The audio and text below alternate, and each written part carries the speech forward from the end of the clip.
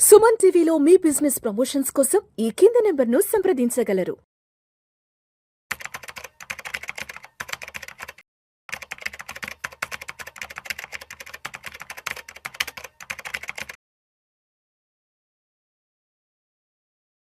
నమస్తే, welcome to Suman TV. నేను వెల్లి చక్రధర్.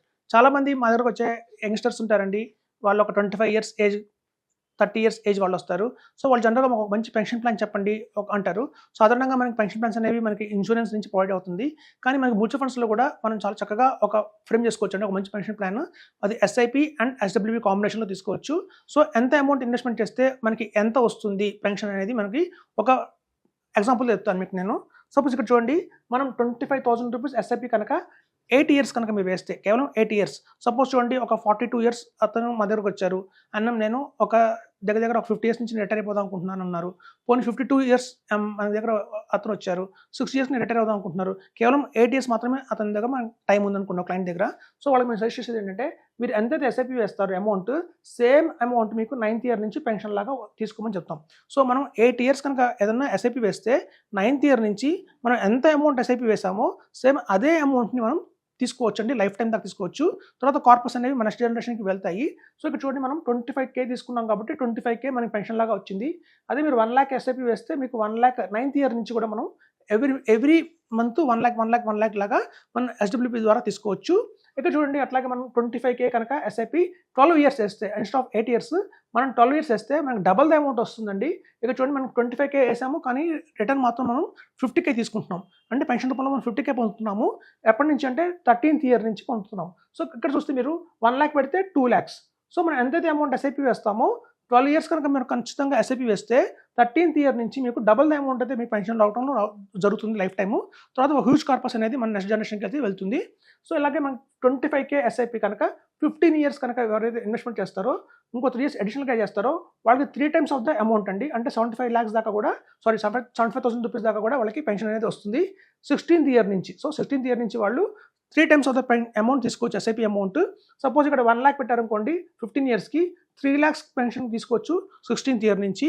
సో అలాగే మనం చూస్తే 25,000 కనుక ఎస్ఐపి 17 ఇయర్స్ కనుక వేస్తే 1 lakh, అంటే 14 times అయిపోయిందండి. చూడండి, జస్ట్ 8 ఇయర్కి ఒక డబల్ చేస్తే మనకి దగ్గర మనకి 1 lakh అనేది ఈజీగా మనకి పెన్షన్ అనేది వస్తుంది. అదే కాంపౌండింగ్ ఇంట్రెస్ట్ యొక్క ప్లస్ పాయింట్ ఉంటుంది. అలాగే 25K కనుక ఎస్ఐపి మనం 19 ఇయర్స్ ఇంకొక 2 ఇయర్స్ అడిషనల్గా వేస్తే 1.25 lakh అనేది మనకి 20 ఇయర్స్ నుంచి కూడా మనం తీసుకోవచ్చు. సో ఎవరి దగ్గర లాంగ్ టర్మ్ హారిజన్ ఉందో, ఒక 30 ఇయర్స్ అతను వచ్చారు మన దగ్గరికి, 50 ఇయర్స్ దాకా నేను ఎస్ఐపి చేస్తాను అనుకున్న వాళ్ళకి అత్యద్భుతంగా ఉంటుందండి. సో మనకి 19 ఇయర్స్ దాకా కనుక వేస్తే 5 times of the SIP amount అనేది తీసుకోవచ్చు. కాకపోతే ఇక్కడ కండిషన్స్ అప్లై ఉంటాయండి. మనం కనుక నిఫ్టీ 50లో వేసుకున్నాము, లేకపోతే ఈటీఎఫ్లో వేసాను ఎస్ఐపి, లేదంటే గోల్డ్ ఫండ్లో పెట్టాను ఎస్ఐపి అంటే రాదండి. ఎందుకంటే ఫ్లెక్సీ క్యాప్స్, లేదా pharma funds, sector funds, consumption fund, PSU fund, defence fund, ఇట్లా చాలామంది సెక్టర్స్ తీసుకుంటారు. ఇలాంటి సెక్టర్స్ మనం ఎలిమినేట్ చేయాలి. అలాగే ఇండెక్స్ ఫండ్స్ని ఎలిమినేట్ చేయాలి, ఈటీఎఫ్ని ఎలిమినేట్ చేయాలి. మీకు కనుక ఇట్లా కనుక రావాలి, మీకు కనుక ఇట్లా మీరు అనుకున్నట్టుగా 8 ఇయర్స్ కనుక కట్టి సేమ్ అమౌంట్ నాకు పెన్షన్లో లైఫ్ టైం కావాలంటే కేవలం mid cap and small cap మాత్రమే ఇస్తాయండి. It large and mid caps కూడా తీసుకోవచ్చు. కావాలంటే మీరు 3 or 5 ఫండ్స్ పెట్టుకోండి చాలు. అంతకన్నా మనం నెంబర్ ఆఫ్ ఫండ్స్ని ఎక్కువ పెంచాము అంటే మాత్రం మన రిటర్న్ అనేది పడిపోతుంది. ఇది వర్కౌట్ కాదు. ఇది వర్కౌట్ కేవలం large and mid cap and small cap మధ్యలో కేవలం 5 ఫండ్స్, అది కూడా best of the best funds తీసుకుంటే మాత్రం మనకి ఖచ్చితంగా ఇది పాసిబిలిటీ అయితే ఉంటుందండి. 100% పాసిబిలిటీ అయితే ఉంది దీనికి. సో అదండి, మనం పెన్షన్ కావాలి అంటే ఎవరన్నా సరే ఒక ఎస్ఐపి వేసుకుంటాము. ఎంత ఎస్ఐపి వేసుకోవాలి అంటారు. అలాగే టెన్యూర్ కూడా డౌట్ఫుల్గా ఉంటారు. ఎంత టెన్యూర్ వేస్తే మనకి ఎంత లాభం వస్తుందని చాలా మంది తెలియదు. ర్యాండమ్గా 10 ఇయర్స్ అనుకుంటారు, 15 ఇయర్స్ అనుకుంటారు. కానీ ఇక్కడ ఈ టేబుల్ వల్ల మనకు తెలిసింది ఏంటంటే, ఒక 25K కనుక ఎస్ఐపి వేస్తే 15 ఇయర్స్ కనుక వేయగలిగితే మనకి 3 times of the SIP amount అయితే మనకు వస్తుందండి. సో ఇది అందరికీ కూడా సూటబుల్గా ఉంటుంది. నాకు తెలిసిన చాలా మంది కూడా దీనికి ఎక్కువ మంది వెళ్తున్నారు. ఎందుకంటే 15 years is the right frame ఉంటుంది. 35 ఇయర్స్కి వాళ్ళకి అందరికీ ఏంటంటే ఒక మంచి తెలుస్తుంది. మా ఫ్యామిలీలో పిల్లలు ఎలా చదువుకుంటున్నారు, ఎక్కడ చదువుకుంటున్నారు, మేము సెటిల్ అయ్యాను, నా పొజిషన్ ఏంటి, చిన్న లోన్స్ ఉన్నా కూడా ఎడ్యుకేషన్ అప్పుడు తీసుకున్న లోన్స్ కానివ్వండి, మ్యారేజ్ అప్పుడు తీసుకున్న లోన్స్ కానివ్వండి, అన్ని తీరిపోతాయి ఆ టైం కల్లా. అలాగే కారు కూడా తీసుకుంటే దాని ఈఎంఐ కూడా అయిపోతుంది.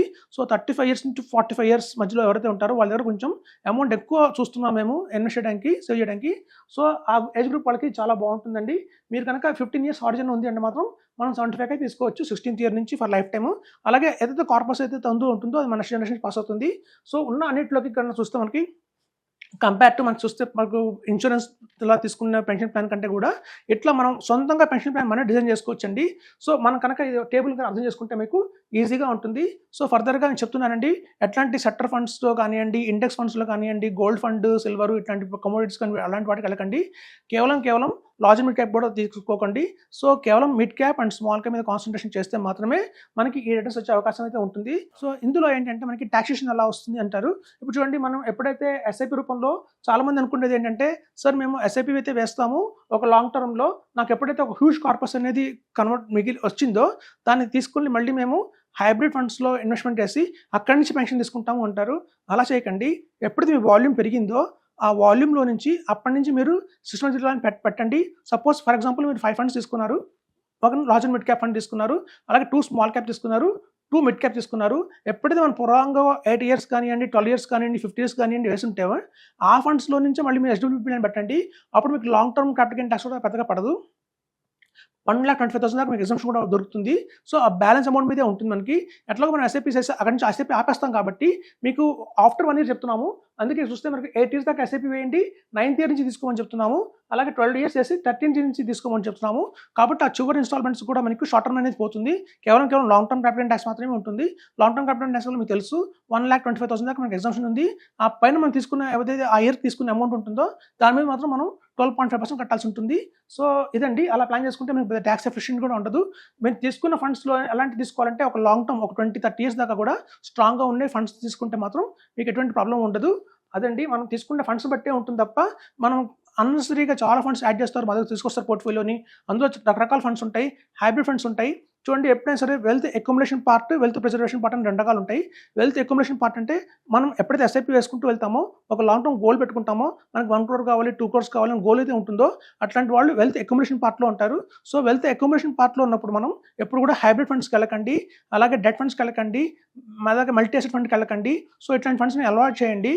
ఎందుకంటే ఇట్లాంటి ఫండ్స్ కనుక మీరు యాడ్ చేసుకుంటూ వెళ్తే మనకి లాంగ్ టర్మ్లో మీకు రిటర్న్స్ అయితే రావండి. కేవలం mid cap and small cap, large mid క్యాప్లో వెళ్ళండి చాలు. అలాగే చేస్తేనే మీకు మంచి రిటర్న్స్ వస్తాయని చెప్తున్నాను గ్యారంటీగా. Thank you.